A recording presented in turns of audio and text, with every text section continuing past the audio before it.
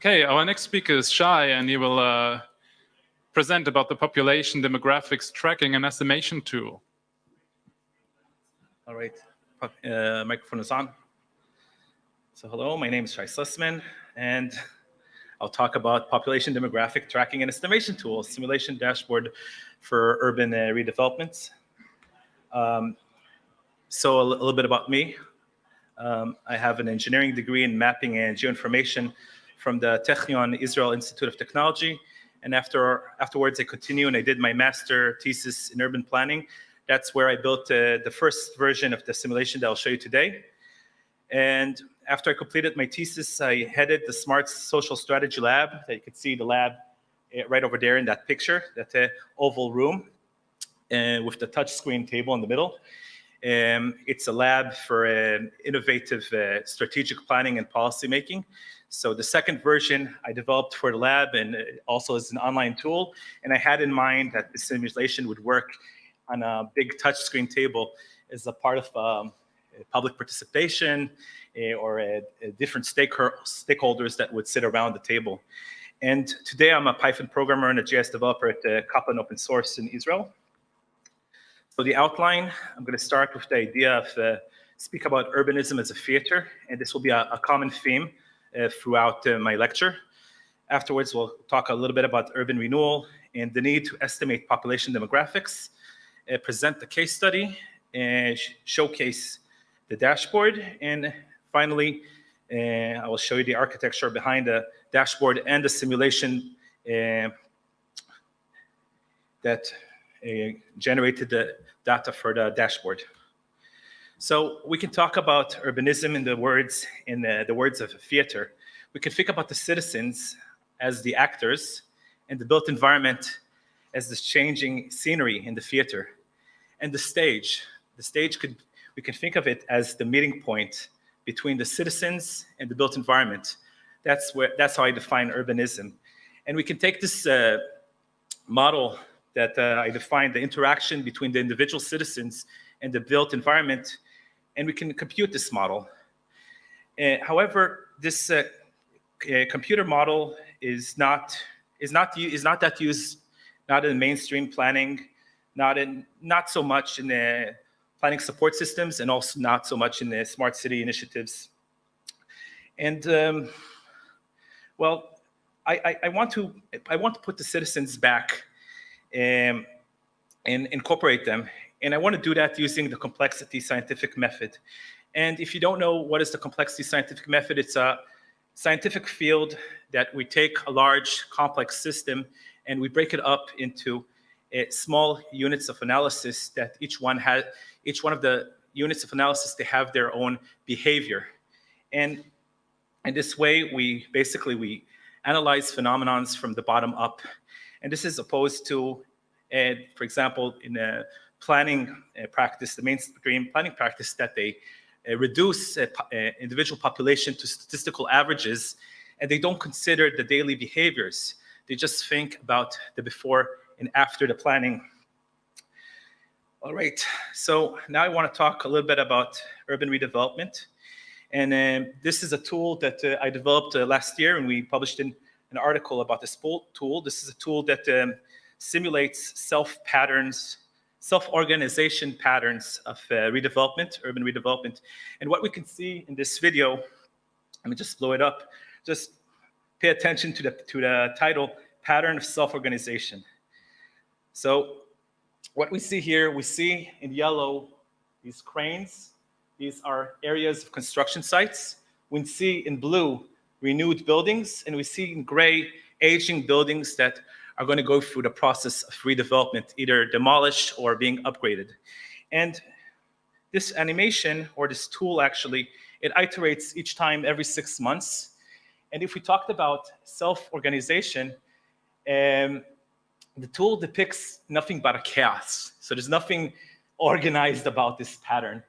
And this is what we see here is a very intensive redevelopment scenario that's actually taking place in Israel, in one of the coastline cities. And the city management and the urban planners, they don't really know what are the implications, what are the impact of this on the population. it's very intensive. And this research that we're conducting right now, that's still in progress, we're taking this, that's what we're trying to ask now. Just one moment. Right. So if we're talking about the implications, I told you that the theme of the theater would come back. We saw at the beginning all these happy citizens. So in a scenario of urban redevelopment, it's not always the case for a lot of reasons. Actually, the redevelopment could, for all sorts of reasons, could be harmful. First of all, if it's a massive redevelopment, the whole sense of place of the site, of the neighborhood could change. Nobody wants to live in a construction site. People fear the process of gentrification. And in some cases, even though some people might benefit from their building being demolished, the process could be very, very long. So for example, for elderlies and renters, this is not wanted and they could be harmed. And of course, some people might benefit from this upgrade. So the main reason why we need this tool, why urban planners need such a tool, I think is because planning is slow and urban dynamics could be really, really fast. And there's a blind spot. Basically, planning, like we said before, doesn't consider these phenomenons. They don't have the tools to estimate the impacts. So luckily, simulation is something that can narrow this gap between planning and the urban dynamics. We can, if in the planning tools, if we're talking about GIS or Excel sheets, thinking about scenarios is something that takes a long time. Simulation can shorten the time and we can incorporate into the planning a lot of scenarios.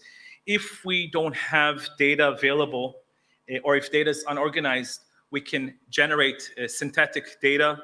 And afterwards, once the urban renewal process starts, we can learn from reality and then calibrate and reverse engineer and actually learn something about the mechanism and how the population might be hurt or harmed or benefit. And talking about population exchange, again, when a neighborhood would grow twice the size, 3 times the size, public services, they might not be synced to the changes in population, and it's not easy to, it's quite a challenge to estimate or to guess how will the population change. So again, the simulation, or actually right now the dashboard can illustrate it very, very clearly how this might happen. And even though in the beginning it might be based on assumptions, within time it will be calibrated and it could learn like in machine learning. So this is Bat Yam. It's a city that used up all of its land reserves. It's in the coastline of Israel. And most of the buildings that you can see were built in the 50s, 60s, and 70s. And it's questionable what would happen, for example, in the case of an earthquake. How would these buildings withstand an earthquake? And the city economically is not doing very well. Its service per capita, the quality of service that it provides is not comparable. It's much lower than the surrounding cities around it.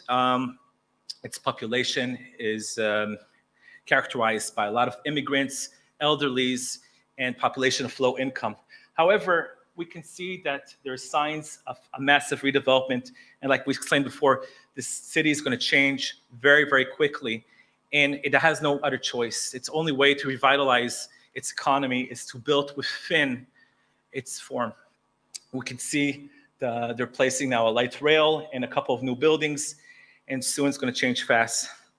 So I showed you before the video depicting a scenario of redevelopment. Of course, we can shuffle this. We used all sorts of assumptions, and I'll explain later on how we did that. But we depicted around 60 buildings that are that are in different stages of planning, pending, approved. And we found the future plans. Some of these plans that are on the internet, we needed to digitize them. And some of the plans, we just had the GIS layers. And those were the buildings that we set a 15-year scenario to them. So the city is located in south of Tel Aviv, and we chose the northwest free statistical stats. Now, finally, I'll show you the dashboard in action, and then we're going to dive into the different parts of the dashboard.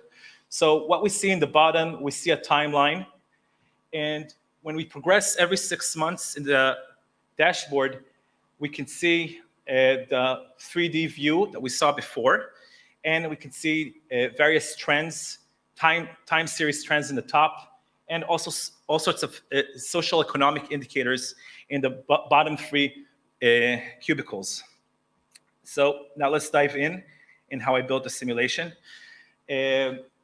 At large, I used a lot of Python, GeoPandas, Pandas, Folium, MapLibra, which is JavaScript, but I connected it using iframe and JSON to communicate it with the dashboard, and also the simulation generated all sorts of scenarios of GeoJSONs that also the MapLibra read.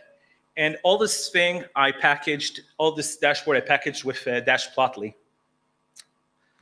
So the bottom part, we have what's called the controller. We can see the timeline. We could see contextual menu, which we can ask different questions. And because the dashboard presents the results of the simulation, which is disaggregated data of the individuals, what the contextual menu basically pivots the data differently and changes the theme of the simulation.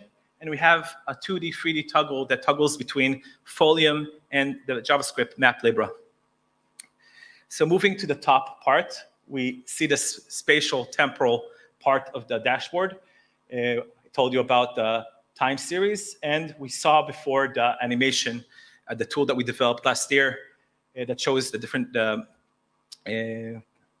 the reconstruction and the redevelopment of the neighborhood. Now, I want to focus again and talk about the idea of pivoting the information.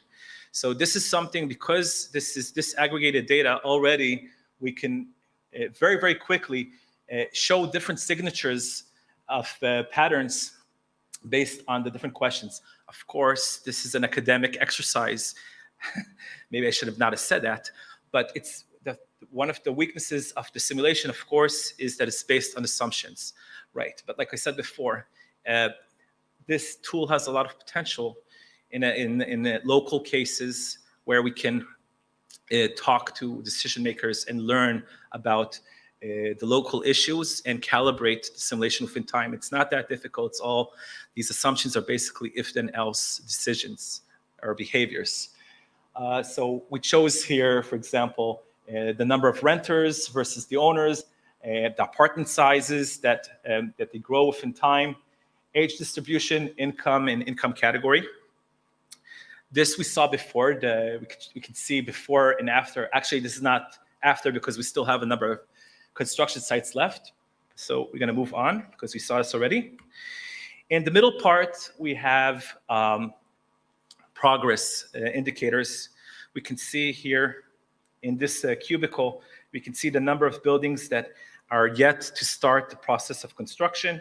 In the middle, we have the number of buildings that are in construction phases. You can see the crane.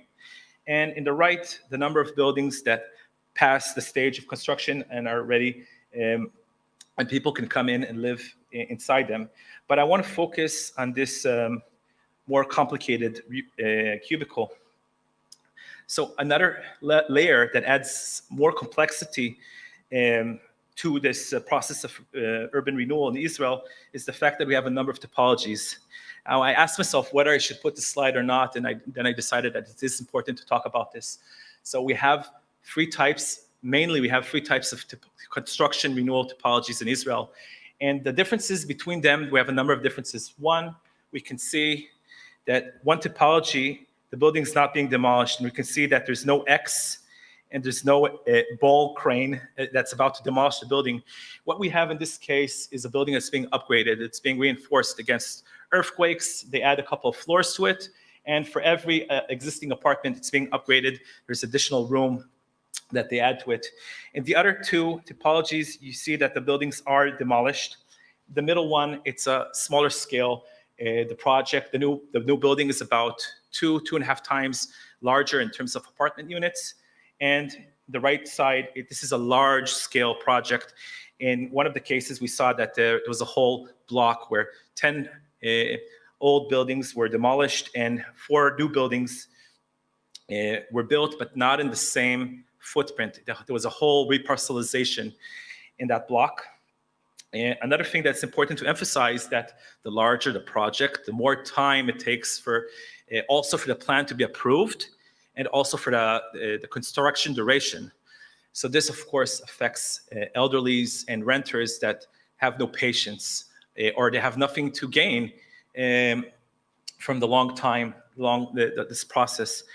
And another thing that is obvious, I think, is the common expenses within the building. The larger the building, the more infrastructure it uses more elevators, more maintenance. You might need a management company, maybe some more security.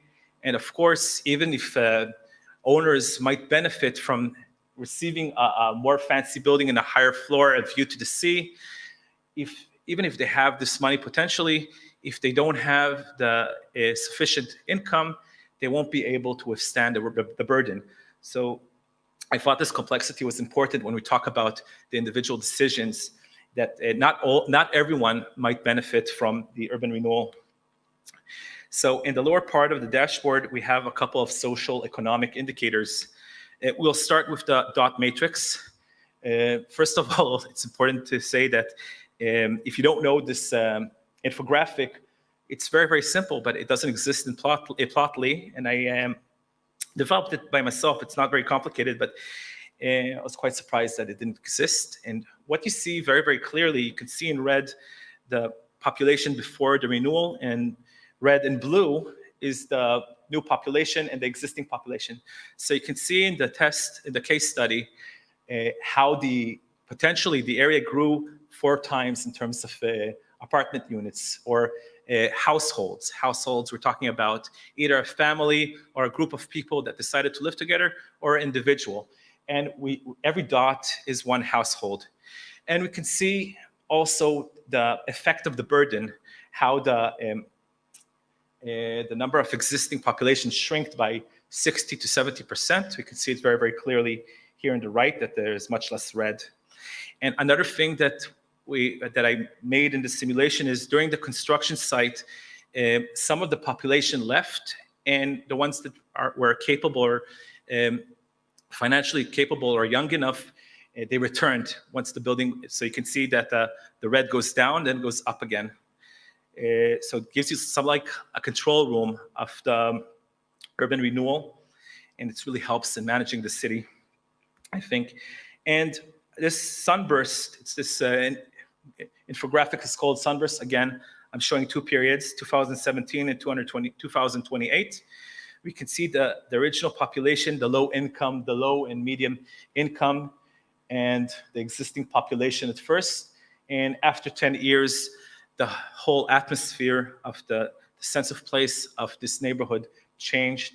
And we also see a process of gentrification and a price increase. Because we're talking about individual behavior, and the fact that the dashboard aggregates data of the individuals, what they did here in Folium, yes, that is another thing I'm not supposed to say. There is a graph that's generated from Plotly that I connected it to Folium, but it doesn't look that great, so I polished it a little bit. But what we can see is the movement of the population from the old buildings to the new buildings, and who will be forced to move out, and which is the population will move in. And here we see the original building, 10 buildings with 200 apartment units. They're all going to be demolished, and instead, 4 buildings with 560 units will be built instead. We're talking about high rises, and only 50 owners can move in. Again, we can also change the pivot of the question, and we can show different indicators: age, income, ownership, or a combination of those. So up till now, I presented the dashboard, and now it's time to talk a little bit about simulation. And there's a lot that I can explain, but we don't have enough time, so I'm just going to focus on the main points. We'll start off with the data. So when I started my master's degree, and I just got into the field of Python, and I asked myself the question, what you see over here, okay, let's start with this. We see in the background, 10 buildings that are all going to be demolished. So these are the past buildings. This is the same example of the 200 units that we saw before. So each building has more or less about 20 units. And in the foreground, in the lighter shade of blue, we have 4 buildings that are not in the same location. They have nothing in common. They don't have the same address. So if we want to simulate transfer of population from from the old buildings to the new buildings, if you think about it, for a person who doesn't know Python yet, about 4 or 5 years ago, this was a complex task to think about using GIS or Excel. And when you think about planners, they just don't get into that. So the way I solved it, of course, I used the project number that is common for both the old buildings in the background and the new 4 buildings in the foreground.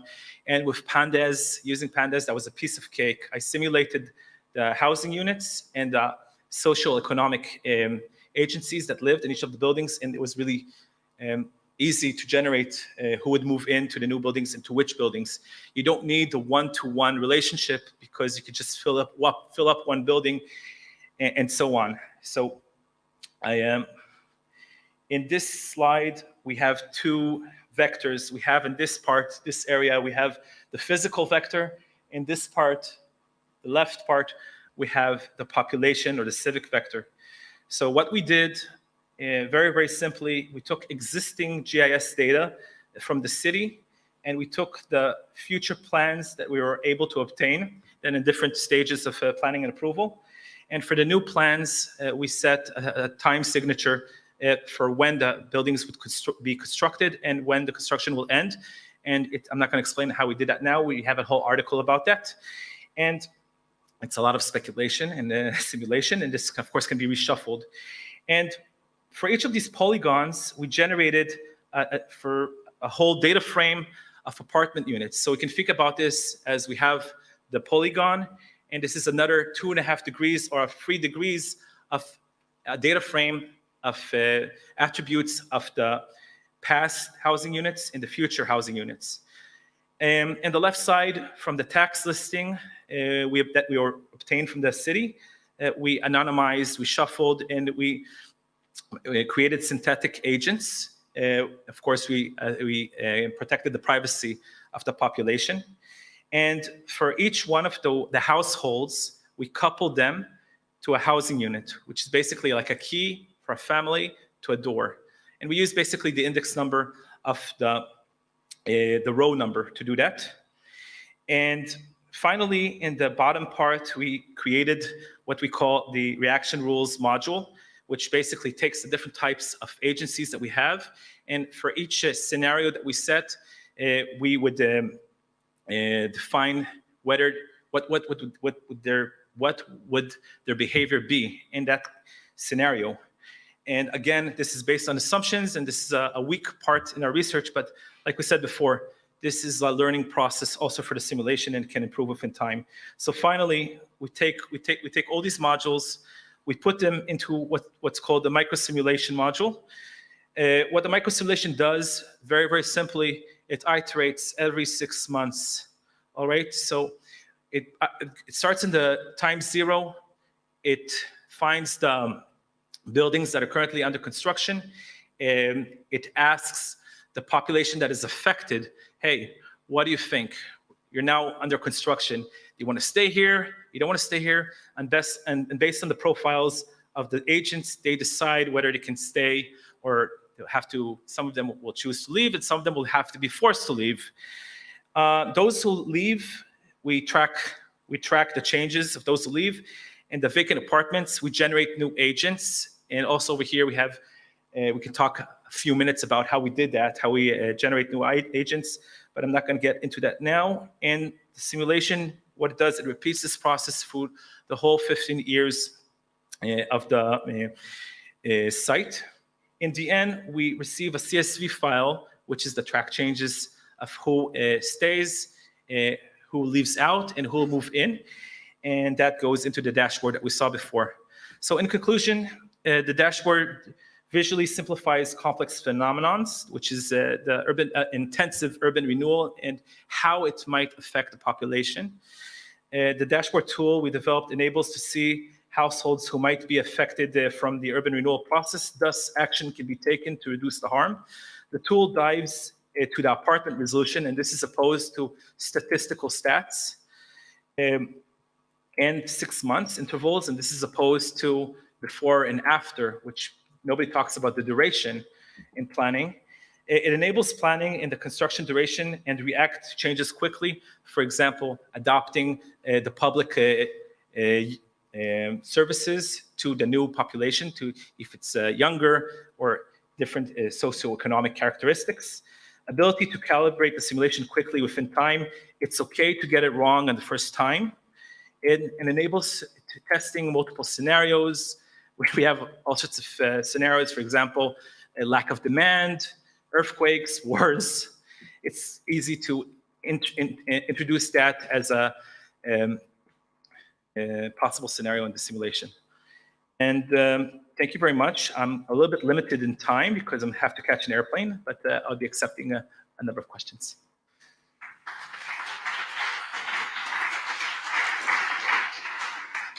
Thank you, Shai. Other questions from the audience?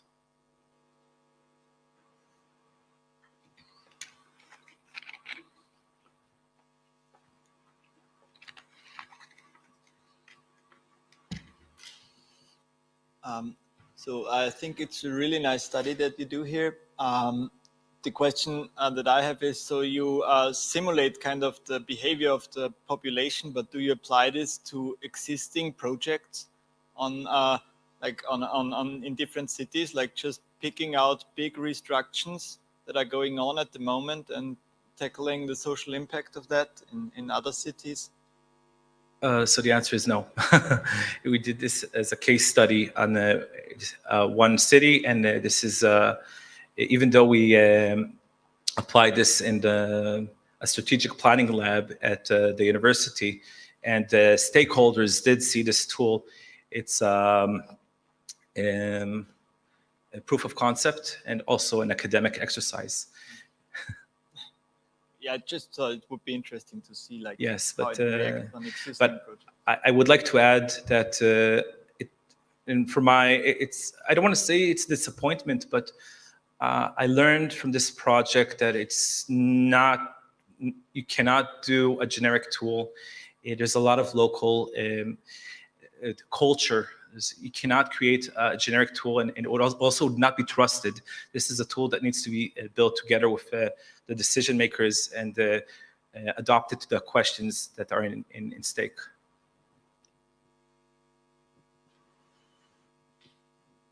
Yeah, thank you very much. I've seen a lot of dashboards built in JavaScript, so it's really nice to see a Python example. And as you already said, sometimes you have to do some manual work, and I can imagine that it's might be quite complex. So thanks again for this inspiring talk. Thank you very much.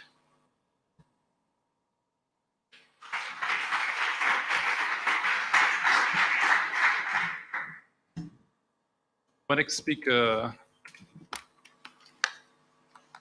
is available? Yeah, cool.